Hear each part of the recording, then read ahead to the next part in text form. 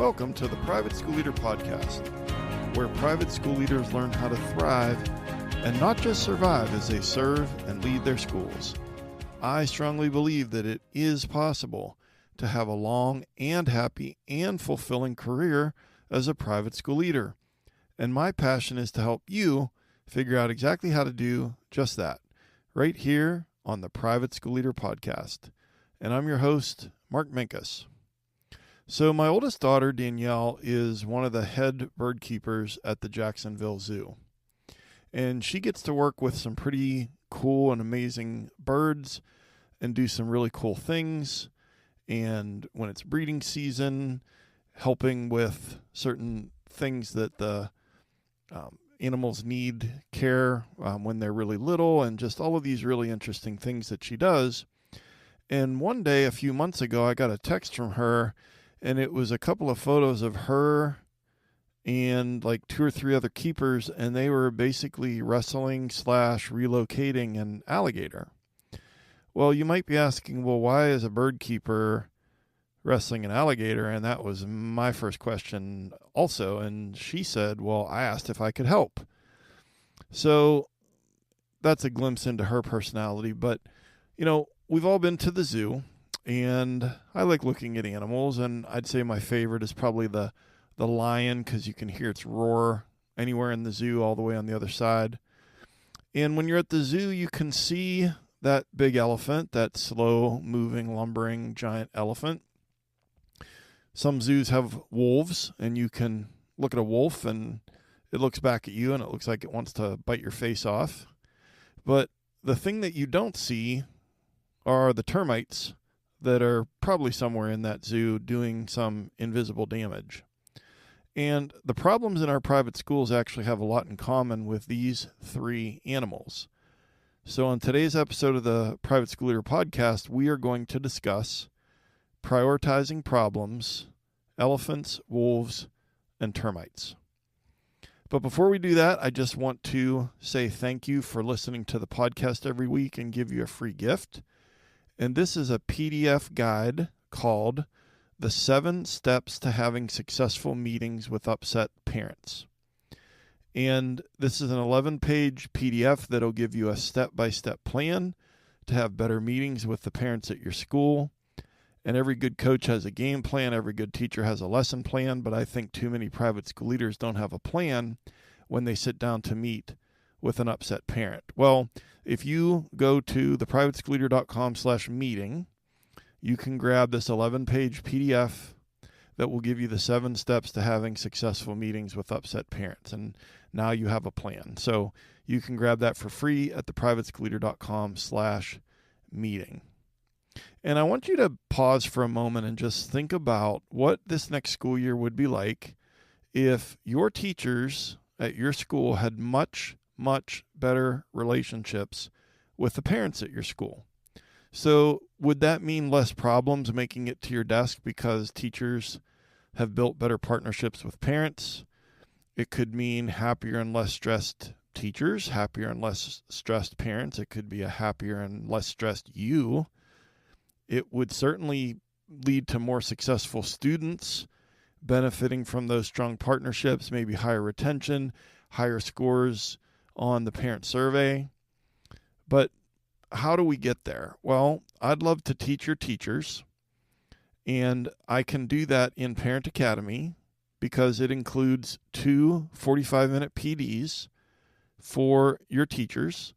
And this is something you could certainly use during back to school in service at the end of summer.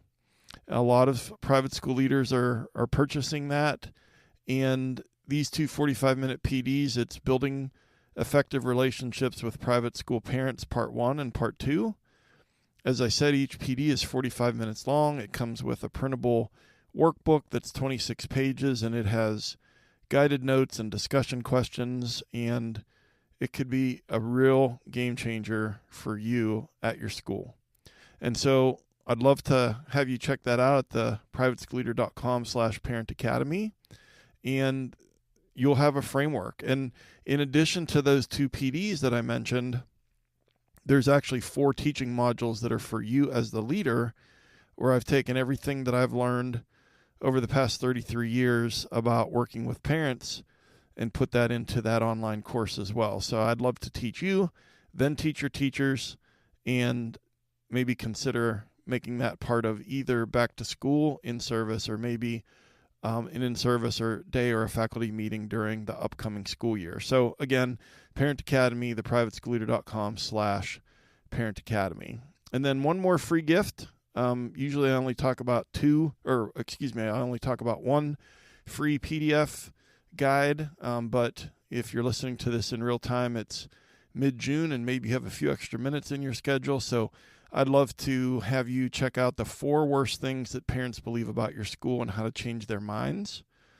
And I don't know about you, but I get super frustrated and discouraged when parents believe things about my school that are not true. And parent perception is reality, and that stinks. But I created a PDF guide recently that will talk about 4 things that parents probably believe about your school that are pretty problematic. But more importantly, I'm going to teach you how to change their minds about these things that they believe that are incorrect. And so you can grab this at theprivateschoolleader.com/believe. And again, it's a free PDF resource called The 4 Worst Things Parents Believe About Your School and How to Change Their Minds, theprivateschoolleader.com/believe. All right. So I told you that we're going to talk about prioritizing problems, and we're going to use the framework of elephants, wolves, and termites. And I want to give proper credit, and I really wish that I could accurately give proper credit, but the first time I saw this was in the early 90s in a management business book. I can picture the book. It's brown. It has kind of a plastic binding. And I really tried to find this book. Obviously, it's out of print. Couldn't find it anywhere on Amazon because I wanted to properly attribute that to the author. And then also there's a blog post from 2016 where an author, I think it was on LinkedIn, kind of took up the subject of the elephants and the termites. And I'll link that in the show notes at theprivateschoolleader.com/episode 139. But I wish I could cite the origin of this framework more clearly, but I did try, but it's a management book from the early 90s. So getting into it, I want to talk about problem number 1, which are the elephants. Okay. So if we're equating problems at our private schools to elephants, let's think about an elephant. First of all, it's big. The biggest one was around 24,000 pounds and 13 feet tall, and you could see it from over a mile away.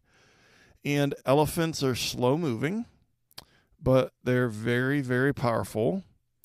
And the elephant problems are absolutely in your school. And here's the thing. You know how we say there's an elephant in the room and that means that there's a thing that everyone knows about or thinks about but doesn't want to talk about? So what are the elephant problems in our school? These are the things that are slow moving, that are off in the distance, that are kind of lumbering around, but they're not causing big problems in the school on the day-to-day. And so big kind of strategic challenges, big opportunities maybe with technology. These are things that we talk about in board meetings. These are things that are probably part of the strategic plan. But the problem is, of course, that even though they're visible and they're big and they're important, that they usually get ignored. And the reason that they get ignored is because they don't scream. They don't knock at your door and stand in your doorway and refuse to leave. They don't create drama in the school. They just kind of exist, and they exist on the periphery of your consciousness, your knowledge, your tasks. These are your good intentions that never turn into actually getting to work on the thing. And so we just keep putting that on the back burner again and again, and we mean to get to it, and we have good intentions, but we don't get to it. So to make it a little more clear, I want to give you a few examples of some elephant problems that we as private school leaders face. And then more importantly, I'm going to give you 3 strategies for dealing with the elephants. So here are some elephant type problems: declining enrollment, a outdated, or ineffective master schedule, maybe the need for a curriculum overhaul in a certain content area. Maybe it's math, maybe it's language arts, implementing the strategic plan, upcoming reaccreditation that's a couple years off, but we should probably get started.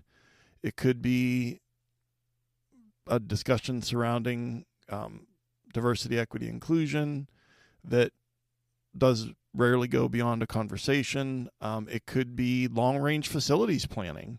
I mean, how long is that roof going to last? Could be around transportation. How long is that bus going to keep running? And it could be around how financially stable and sustainable is this model that we currently have at our school. So those are big things. They're important things, but don't they feel like kind of off in the distance things? Don't they feel like slow moving things? They don't feel like loud things that are 6 inches in front of your face. And so unfortunately, that's why we want to work on them, but we tend to work on the urgent and the things that are right in front of us. And so that's why we don't carve out the time, is because just like elephants, they kind of move slowly, and it gives us this illusion that we have plenty of time to get there.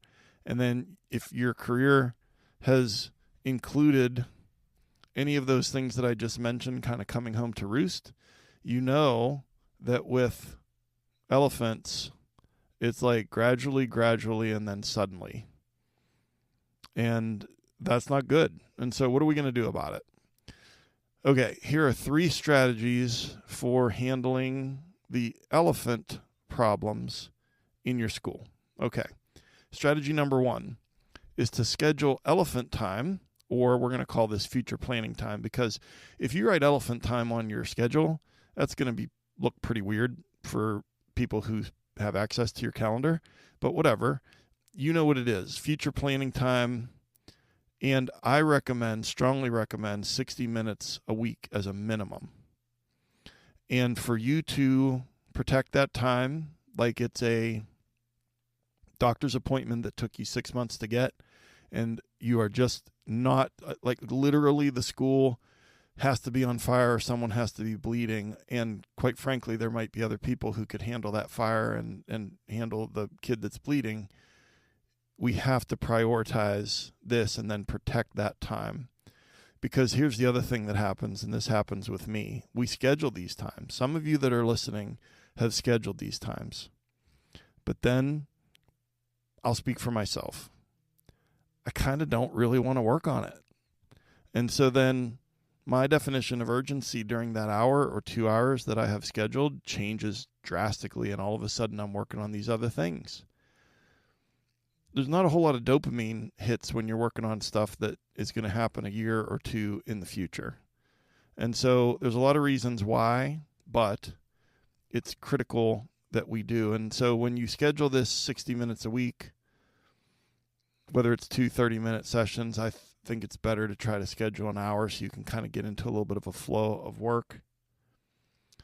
I suggest early in the morning, or maybe after arrival and morning announcements and the beehive is buzzing and everyone's kind of in their place. And you also might need to go somewhere else in the school other than your office to work on this so that there are less interruptions. Okay, strategy number 1. Strategy number 2, don't try to eat the elephant in one bite.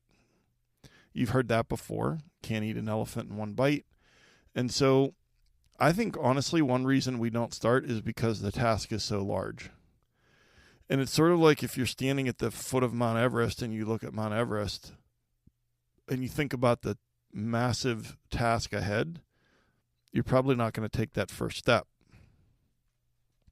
But what if we fix the master schedule into 10 steps? You know, step 1 is to review the master schedule, and step 2 is to gather feedback, and step 3 is to look at other models from other schools. And step 4 is, and then you only focus on step 1.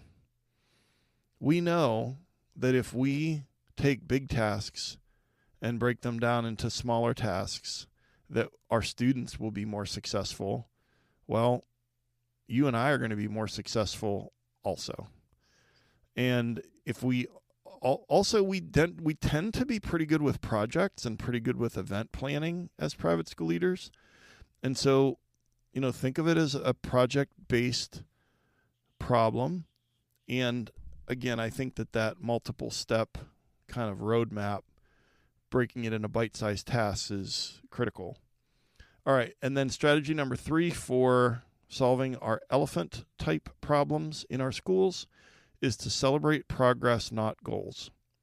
So you've heard me say this before. I really believe that we need to fall in love with progress and not goals, kind of fall out of love a little bit with goals. With these big long-term things that need our attention regularly, we have to focus on the progress, and that means that you also need to celebrate when you make some progress or make some forward movement, even if the big goal is still far away. Because if accreditation or reaccreditation is like a 2-year task, and the only time that you celebrate or feel good about the progress is when the goal is accomplished, and you get the little plaque and you hang it on the wall, usually that gives us kind of an empty feeling. I don't know about you, but that's been the case for me. And so, again, falling in love with progress, celebrating progress, not focus so much on that one moment in time when that goal is accomplished far in the future. Okay, so then let's move on to problem number 2, and these are the wolves. Okay, so just like a wolf is going to snarl and growl and kind of cause this terror inside of you, I think that that's what happens when you look on your smartphone at 6:45 a.m. and you see an email from that parent that has capital letters and exclamation points in the subject line. Doesn't that kind of elicit the same response in you? These feel urgent. They're kind of bathed in emotion. The cortisol starts pumping. They demand your immediate attention, or they seem to demand your immediate attention. It's going to derail your day. And for that matter, it can cause an impact on the whole school. And so before I give you a couple examples of wolf type problems, which you've probably already figured out a couple, I just want you to compare for a minute. If there was an elephant walking on your campus or through your school, and it had one person that was leading it with a rope or however you lead an elephant, versus if there were a couple of wolves just running around in the hallways somewhere on campus. Okay? The elephant is probably fine. The wolves, huge problem. We need to find the wolves and do something about it, now. So some examples of wolf-type problems: an angry parent confrontation. They show up in the lobby and demand to see you immediately. The volume is high. The facial expression is bad and the face is red.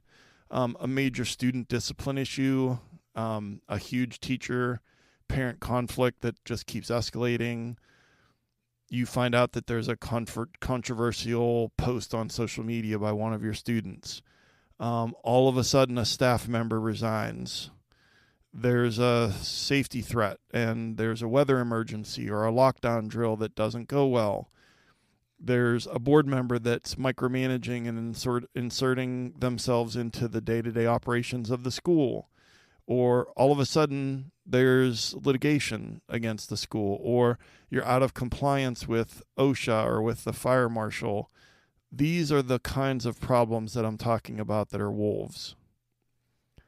And I hope that wasn't triggering for you.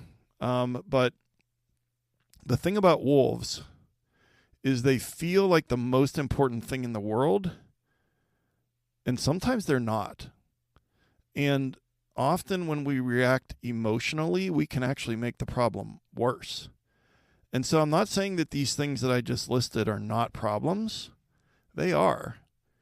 But I think that most of us would drop everything that we're doing and deal with those problems immediately. And for some of them, yes. But I just want you to think through this a little bit differently, and then just hear me out with these 3 strategies for handling your wolves effectively. Okay. Strategy number 1, pause and respond. So we know that wolves cause emotion, and then we usually react to that emotion. It's like a reflex. It's an autonomic nervous system reflex. We don't even realize it, but we need to pause and then ask, is this something that has to be handled right now? So instead of just reacting, if we responded, pause and respond versus react. Let me say it again. Pause and respond instead of react is going to be a huge game changer for you in how you prioritize problems and how you spend your time at school. Because if everything gets the equal amount of urgency, then that's a problem, because then everything is a life or death situation. Everything is equally important. Everything is equally urgent, and that's just not true. But it feels that way. So to go back to that question, if we pause and ask, is this something that has to be handled right now? Many times, sometimes the answer is yes, but many times the answer is no. That parent email that you get with the capital letters and the exclamation points, you feel this urge to respond immediately because they're so upset. And I don't want to make them more upset by making them wait for a response. But you know what? I've found in my career, it's so much better to push down that feeling, read the email again, and then look into it, pause and respond instead of react. And that student discipline issue. I've had times where I reacted immediately, and then maybe the discipline issue was too harsh, or I had to walk something back because I didn't properly investigate or thoroughly investigate the situation. And so I'm not trying to get you all mixed up about, well, wait a minute, is he saying I shouldn't do these things immediately? I'm not saying that. Some of them have to be handled right away, but I am saying to pause and respond instead of react reflexively. Okay, strategy number 2 to deal with our wolves. Don't adopt someone else's definition of urgency. When someone appears in your doorway or appears in the lobby or appears wherever, they want you to be as upset as they are immediately. So think about that teacher, and it's something they're being dramatic. I'm not saying all teachers are being dramatic. In this specific instance, the thing that they're complaining about or all upset about is small, and they're being dramatic. But they want you to adopt their definition of urgency, and they want you to get as upset as they are about the thing. And then you feel like there's something wrong with you if you're not getting as upset. But if you immediately drop what you're doing and solve that problem, you're going to be doing that for the rest of your career. Because I've talked about this before. You walk out and about in the school, and your teachers and your staff, when they see you, oh, hey, and they hand you a crying baby. And that's a problem that they don't want to solve. But if you keep taking all those crying babies because you want to be a helper, and you think that that's being a servant leader, is just taking all those crying babies. And remember, most of them are handing you a crying baby not because they did everything they could to get the baby to stop crying, but because they don't want to hold a crying baby, and they're going to feel better if they hand it off to you because you're good at getting babies to stop crying. Okay? So then you come back to your office with 11 crying babies that you're not going to get to start working on until the school gets quiet. And then those teachers that transferred their stress and anxiety to you, they leave at a decent time with a pep in their step and go home to their families. And so, in that moment, we don't want to adopt their definition of urgency. We want to listen, but give it back. And a shout out to Margaret in Nashville, one of my coaching clients, that's the phrase that she uses when she's trying to not go back to her office with all those crying babies, is listen, but give it back. So don't think that by doing that with everyone, that's the definition of good leadership. Because really what's happening is that you're not building resilience in your team. You could say to them, okay, well, listen, I want you to try this one more thing. And if that doesn't work, then let me know. 80% of the time, they're either going to try that thing and it's going to work, or they're not going to try the thing because it really wasn't that big of a problem anyways. You just happen to be walking by. So I hope that landed for you, because it'll make a difference in how you feel at the end of the day, multiplied by multiple days. Okay, third strategy for handling the wolves, and then we'll wrap it up with the termites. Third strategy, don't think how, think who. Don't think how, think who. So we're dealing with one of these wolf problems.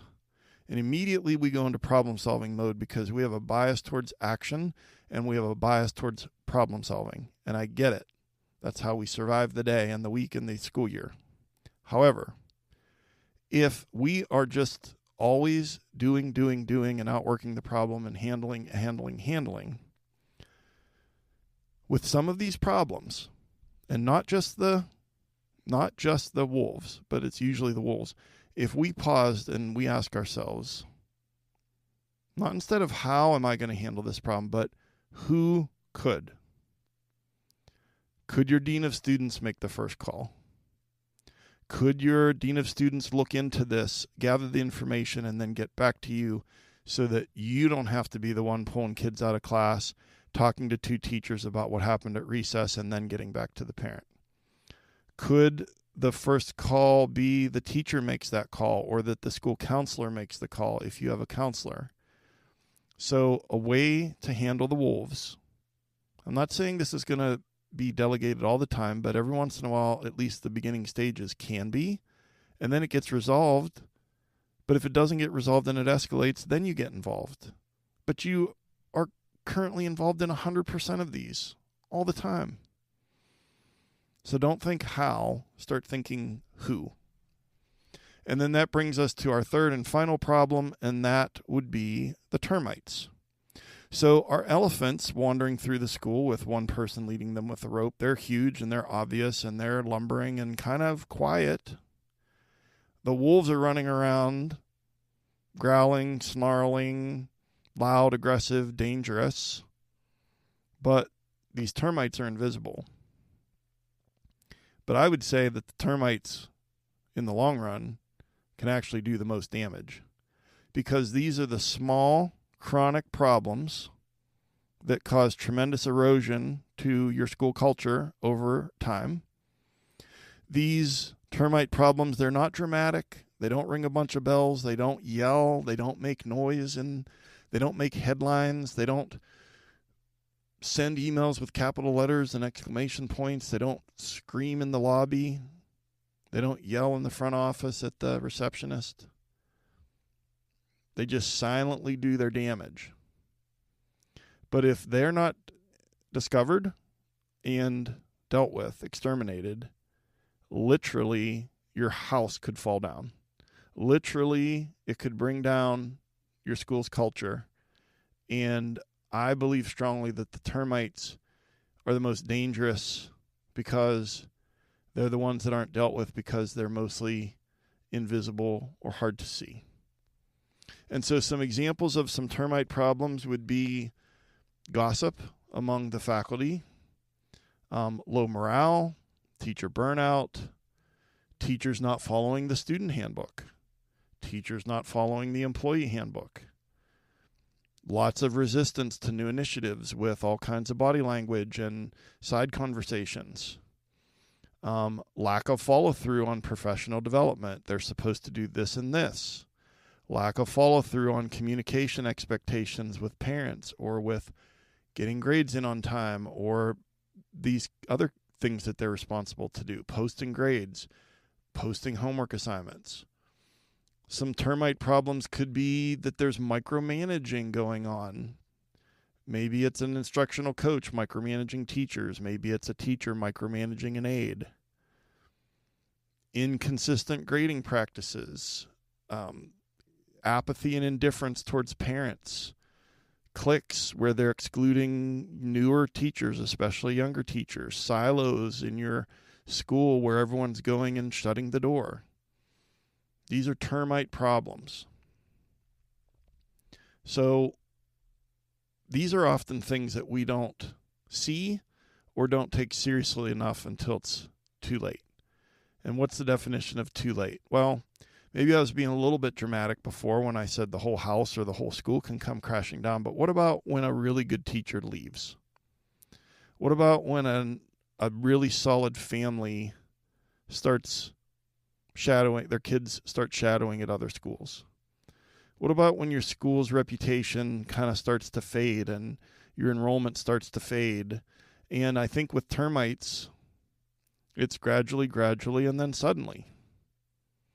And so with termites, there are two words in a phrase that I think are super applicable here. And one is subtlety, the other is consistency, and then the phrase is culture work.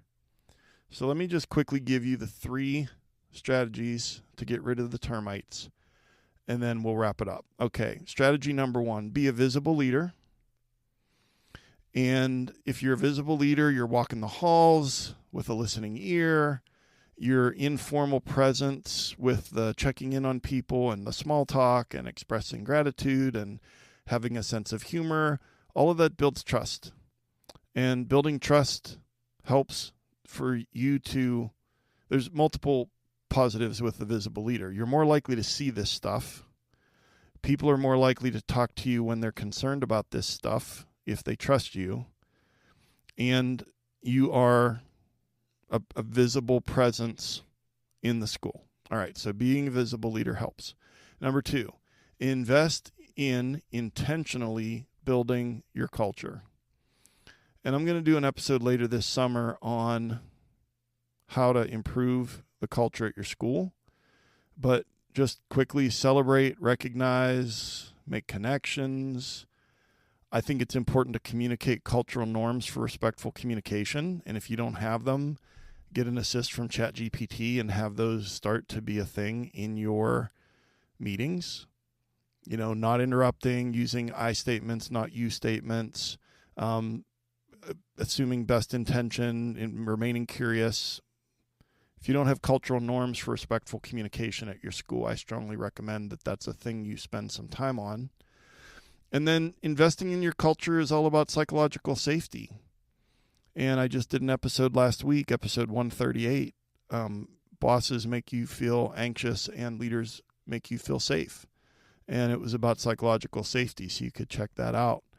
But psychological safety leads to a better culture. How do we get there? Well, it comes from clear expectations, accountability, and consistency. And I say that like it's easy. That's some of the hardest work that we do.